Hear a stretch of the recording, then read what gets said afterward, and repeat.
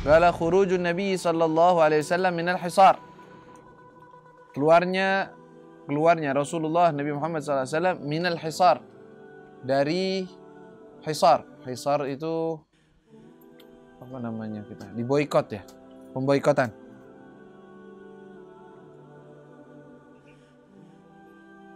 Apa itu? Itu judulnya. Nanti kita jelaskan. Qala fis sanatil ashirah, pada tahun ke-10 minan nubuwah, dari kenabian. Setelah Rasulullah dilantik sebagai nabi. Jadi begitu tuh.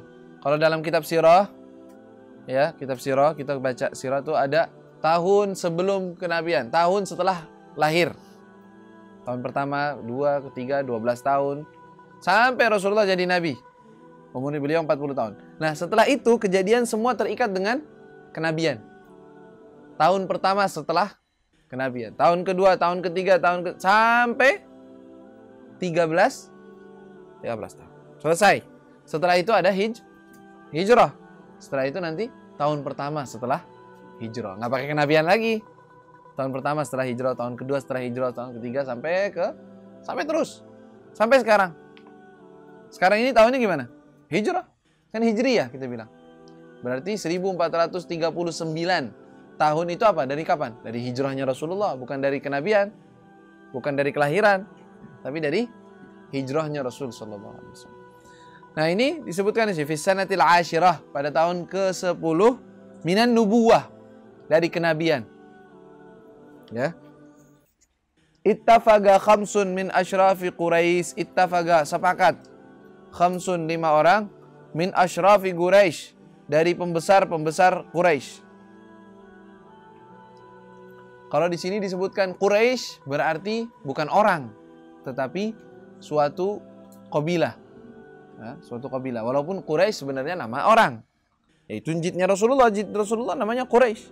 Ya, ugil ismuhu Hashim, ugila ghairuh. Sebagian yang lain atau yang lain bukan Hashim, ya. Namanya Quraisy, nama orang. Kalau di sini di kitab sirah disebut Quraisy berarti apa? Kabilah semuanya, bukan satu orang. Ya. Min asyrafi Quraisy, dari pembesar-pembesar kaum Quraisy. Fanagadu sahifah. Fanagadu, maka mereka membatalkan as-sahifah. Ini udah kita lewat pembahasannya sebenarnya di halaman 32, yaitu terjadinya hisar, terjadinya pemboikotan terhadap Rasulullah SAW dan keluarganya, Bani Abdul Muttalib, Bani Hashim dan Bani Abdul Muttalib. Dua kabilah ini semuanya diboikot. Ditutupin, gak boleh ada yang kawin dari mereka, gak boleh jual makanan, jual apapun dari mereka, gak usah. Diboikot habis-habisan. Dua kabilah besar diboikot semuanya. Berapa tahun? 3 tahun. Rasulullah, gara-gara Rasulullah. Kabilahnya padahal ada orang-orang gak muslim, iya. Tapi mereka karena keluarga, hitungan keluarga, nggak mau menyerahkan Nabi, tetap walaupun kalian boikot, kita tidak akan serahkan keluarga kita. Ya, itu Rasulullah sallallahu alaihi wasallam. Rasulullah 3 tahun diboikot seperti itu, hisar namanya. Pada tahun ke-10 ini sepakat 5 orang dari pembesar Quraisy. Maka mereka nagadu. Udah deh, kita mau batalin tentang kesepakatan bahwa tidak akan duduk bersama orang-orang Abdul Muttalib, Bani Hashim, tidak akan ini, tidak akan itu. Mereka semua katanya kita batalin, nggak mau. Ya. Maka di sini disebutkan wa kana awwalu man takallama minhum Zuhair. Faqala ya ahla Makkah, ana akulu at-ta'am wa nalbasu ath-thiyab wa Banu Hashim wal Muttalib halka la yabi'un wa la yabta'un wallahi la aq'udu hatta tashugga hadhihi as-sahifah. Jadi seorang yang bernama Zuhair, dia melihat keadaan Bani Hashim, Bani Muttalib dengan keadaan seperti itu, nggak tega. Lama dia berbicara di depan orang-orang kafir Quraisy, dia mengatakan, "Wahai ahli Makkah, apakah kalian tega? Kalian makan, kalian minum dengan enak, sedangkan keluarga kalian dari Bani Hashim dan Bani Muttalib Mereka tidak makan enak, tidak jual beli, tidak menjual, dan tidak ada orang yang mau jual kepada mereka. Jual beli maksudnya. Kata beliau, kata orang tersebut, wallahi demi Allah saya tidak akan duduk sehingga saya merobek kertas perjanjian tersebut. Ya. Al-zalimah, al-qati'ah, ini yang kertas yang penuh kezaliman di dalamnya, dan di dalamnya ada pemutusan silaturahim dari keluarga. Fa'ayyadu gaulahu arba'ah al-baqun. Maka 4 orang yang lainnya, teman-temannya ini, iya, kami juga seperti itu. Jadi sepakat tuh 5 orang. 1 orang pembicara, yang lain mengiyakan. Sepakat. Iya betul, kita ikut. Faqala lahum Abu Jahal, "Hadza amrun gudhiya bil-lail wa tashawaru fihi ba'd." Kata Abu Jahal, nih Abu Jahal pinter, cerdas orangnya, tapi jahal karena nggak ikutin Nabi SAW. Kata apa? Ini omongan pasti udah maksudnya ini taktik dari malam udah disiapkan. 1 orang bicara, yang lain ikut ngomong. Akhirnya mereka sepakat. Baik, apa yang terjadi? Kalau lanjut, qala fakharaja Nabi SAW wa man ma'ahu minal hisar.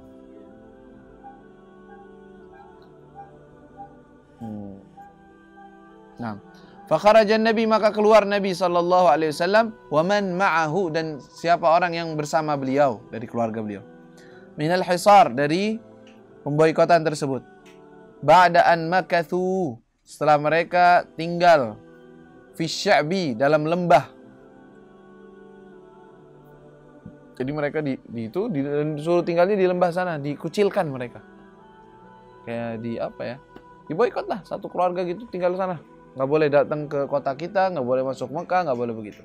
Di suatu lembah daripada lembah kota Mekah. Gariban min 3 sanawat, mendekati 3 tahun. Bayangin, bukan sebulan, bukan 2 bulan nanti. 3 tahun. Siapa yang diboikot ini?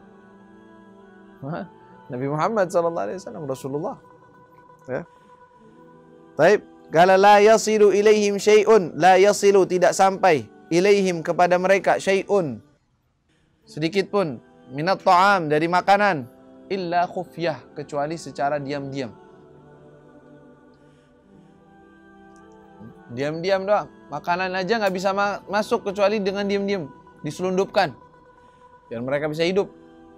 Sebagian sahabat ada yang mengatakan, kita dalam keadaan seperti itu sampai-sampai makannya daun-daunan, rumputan. Sampai kita keluar kotoran seperti kotorannya kambing. Karena seringnya makan daun-daunan buat bertahan hidup. La ilaha illallah. Illa khufyah hatta akalu waragas syajar, hatta, sehingga akalu, mereka memakan, sebagian dari mereka, nggak semuanya. Akalu, mereka memakan waragas syajar, daun dari pohon, daun-daunan.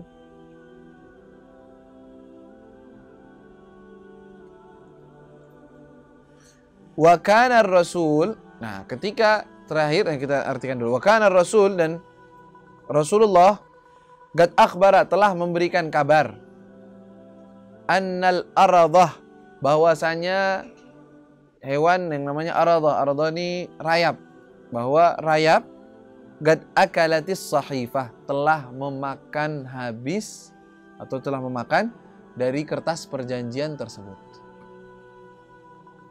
Falamma, ketika nazzalatha, diturunkan kertas tersebut. Jadi kertas tersebut setelah ditandatangani, disepakati oleh semua kabilah dan ditandatangani, ditaruh di suatu wadah, ditutup rapat, wadah tersebut digantung di tengah-tengah Ka'bah, dalam Ka'bah. Jadi nggak ada yang megang. Falamma nazzalatha Quraisy, ketika diturunkan oleh Quraisy, oleh orang-orang Quraisy, liyumazziguha, untuk mereka memang mau membatalkan perjanjian tersebut, untuk dirobek, wajaduha kama akhbar, telah didapati seperti yang telah dikabarkan oleh Rasulullah Sallallahu Alaihi Wasallam. Oke, bagaimana ceritanya?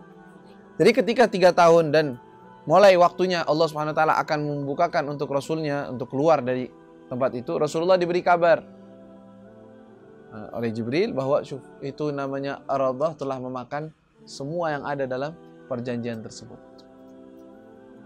Karena itu ketika mereka sepakat, kata mana Abu Talib, Abu Talib masih hidup di situ.